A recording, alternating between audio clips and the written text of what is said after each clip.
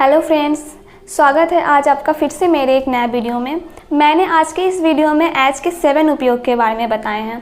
तो चलिए हम लोग बिना डिले किए शुरू करते हैं आज के 7 उपयोग।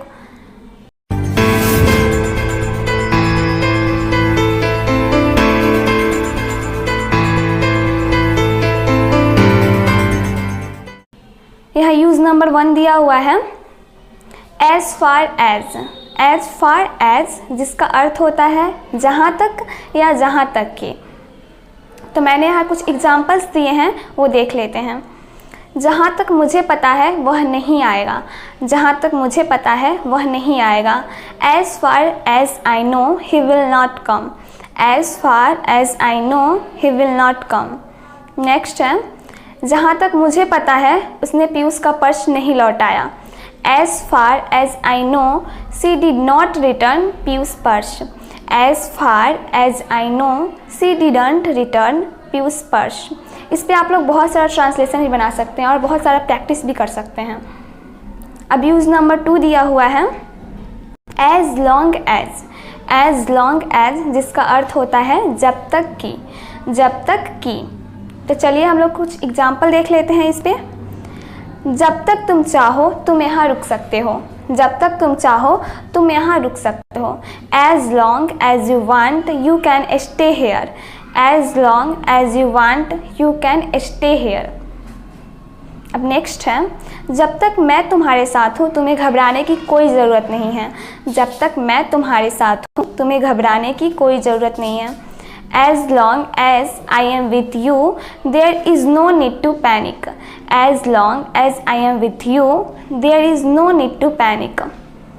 अब नेक्स्ट है जब तक मैं तुम्हारे साथ हूँ तुम्हारा कोई बाल भी बांका नहीं कर सकता। जब तक मैं तुम्हारे साथ हूँ तुम्हारा कोई बाल भी बांका नहीं कर सकता। As long as I am with you, no one can harm you. As long as I am with you, no one can harm you. अब नेक्स्ट है यूज़ नंबर 3। तो चलिए हम लोग इसका यूज़ देखते हैं। As such. एज सच जिसका अर्थ होता है ऐसा कुछ, ऐसा कुछ। तो चलिए हम लोग मैंने इस पर कुछ एग्जाम्पल दिया है वो देखते हैं। हमारे बीच ऐसा कुछ नहीं है। हमारे बीच ऐसा कुछ नहीं है। There is nothing as such between us. There is nothing as such between us. अब नेक्स्ट एग्जाम्पल हम लोग देखते हैं। हिंदी में ऐसा कोई शब्द ही नहीं है। हिंदी में ऐसा कोई शब्द ही नहीं है। There is no word as such in Hindi.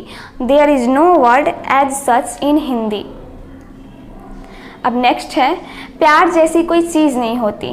प्यार जैसी कोई चीज़ नहीं होती। There is nothing as such love. There is nothing as such love. अब नेक्स्ट है यूज़ नंबर 4। चलिए तो हम लोग यूज़ नंबर 4 देखते हैं। एज जिसका अर्थ होता है के नाते या की तरह। के नाते या की तरह। चलिए तो हम लोग मैंने इस पर कुछ एग्जाम्पल दिया है वो देख लेते हैं। पत्नी होने के नाते मैं आपसे पूछ सकती हूँ। पत्नी होने के नाते मैं आपसे पूछ सकती हूँ। As a wife I can ask you. As a wife I can ask you. अब नेक्स्ट एग्जाम्पल देखते हैं। वह यहाँ पर मैनेजर के तौर पर काम करता है। वह यहाँ पर मैनेजर के तौर पर काम करता है। He works here as a manager. He works here as a manager. अब यूज़ नंबर 5 हम लोग देखते हैं। As जिसका अर्थ होता है जैसे या जैसी जैसा। जैसे या जैसी जैसा। तो चलिए हम लोग इस पर एग्जाम्पल देखते हैं।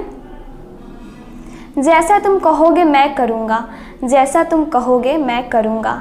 I will do as you say. I will do as you say. Next example दिया है मैंने यहाँ। जैसा आपने कहा मैंने किया। जैसा आपने कहा मैंने किया। I did as you said. I did as you said. अब नेक्स्ट है जैसा प्रज्ञा कहती है मैं करती हूँ। जैसा प्रज्ञा कहती है मैं करती हूँ। I do as Pragya says. I do as Pragya says. अब है यूज नंबर 6। एज जिसका अर्थ होता है क्योंकि। जिसका अर्थ क्या होता है क्योंकि। तो चलिए मैंने इस पर एग्जाम्पल दिया है वो देखते हैं। मैं समय पर नहीं पहुंच सकी क्योंकि ट्रेन लेट थी। मैं समय पर नहीं पहुंच सकी क्योंकि ट्रेन लेट थी। I could not reach on time as the train was late. I could not reach on time as the train was late. अब नेक्स्ट है यूज़ नंबर 7। चलिए, तो मैंने इस एग्जाम्पल दिया है वो भी देख लेंगे, और क्या है यूज़ नंबर 7 वो भी देखते हैं। As soon as, as soon as जिसका अर्थ होता है जैसे ही, जैसे ही। जैसे ही सरोज सर आए वह भाग गया। जैसे ही सरोज सर आए वह भाग गया।